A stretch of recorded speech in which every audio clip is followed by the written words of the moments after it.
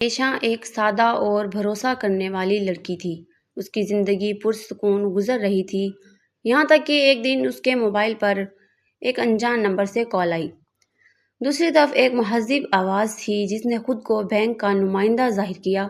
اس نے عائشہ کو بتایا کہ اس کے اکاؤنٹ میں کچھ مشکوک سرگرمی ہو رہی ہے اور اسے فوری تصدیق کی ضرورت ہے۔ عائشہ پہلے تو تھوڑی دیر گھبرائی، مگر اس شخص کی باتوں میں ایسا اعتماد تھا کہ وہ یقین کر بیٹھی۔ اس نے نرمی سے عائشہ سے اس کے اکاؤنٹ کی تفصیلات مانگی اور عائشہ نے بنا سوچے سمجھے سب کچھ بتا دیا۔ اسے لگا وہ اپنا پیسہ محفوظ کر رہی ہے، مگر حقیقت اس کے بالکل برعکس تھی۔ چند گھنٹوں بعد جب عائشہ نے اپنا بینک اکاؤنٹ چیک کیا تو اس کے ہوش اڑ گئے۔ اس کے اکاؤنٹ سے تمام رقم غائب ہو چکی تھی۔ اس کے ہاتھ کانپنے لگے، آنکھوں میں آنسو بھر آئے اور دل میں ایک عجیب سا خوف بیٹھ گیا۔ اسے سمجھ آ گیا کہ اس کے ساتھ بہت بڑا دھوکہ ہو چکا ہے۔ وہ فوراً بینک گئی، مگر وہاں جا کر بھی اسے یہی جواب ملا کہ یہ ایک عام فراڈ تھا اور اب رقم واپس آنا تقریباً ناممکن ہے۔ عائشہ کی دنیا جیسے رک سی گئی تھی۔ اس نے اپنی محنت کی کمائی ایک لمحے میں کھو دی تھی۔ یہاں اگر آپ بھی کبھی ایسے کسی کال یا میسج کا سامنا کریں تو یاد رکھیں، اپنی ذاتی معلومات کسی کے ساتھ شیئر نہ کریں۔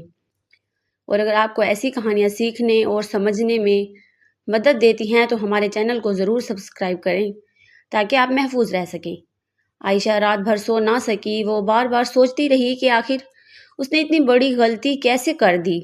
اسے اپنی سادگی پر افسوس ہو رہا تھا، مگر اب پچھتاوے کے سوا کچھ باقی نہ تھا۔ اس کی آنکھوں سے آنسو رکنے کا نام نہیں لے رہے تھے۔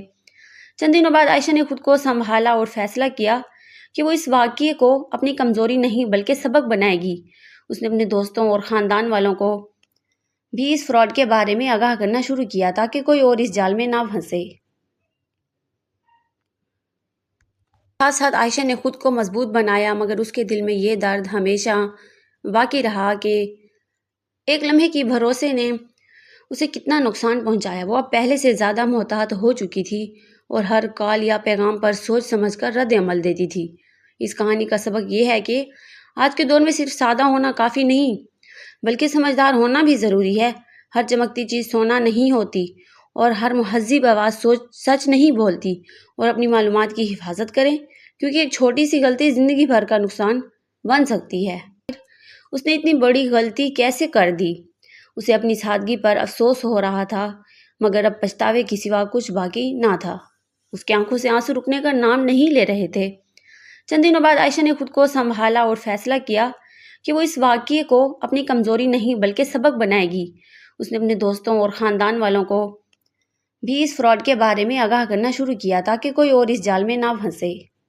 ساتھ عائشہ نے خود کو مضبوط بنایا، مگر اس کے دل میں یہ درد ہمیشہ باقی رہا کہ ایک لمحے کی بھروسے نے اسے کتنا نقصان پہنچایا۔ وہ اب پہلے سے زیادہ محتاط ہو چکی تھی اور ہر کال یا پیغام پر سوچ سمجھ کر رد عمل دیتی تھی۔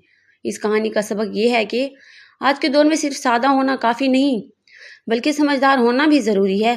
ہر چمکتی چیز سونا نہیں ہوتی اور ہر مہذب آواز سچ نہیں بولتی۔ اور اپنی معلومات کی حفاظت کریں، کیونکہ ایک چھوٹی سی غلطی زندگی بھر کا نقصان بن سکتی ہے۔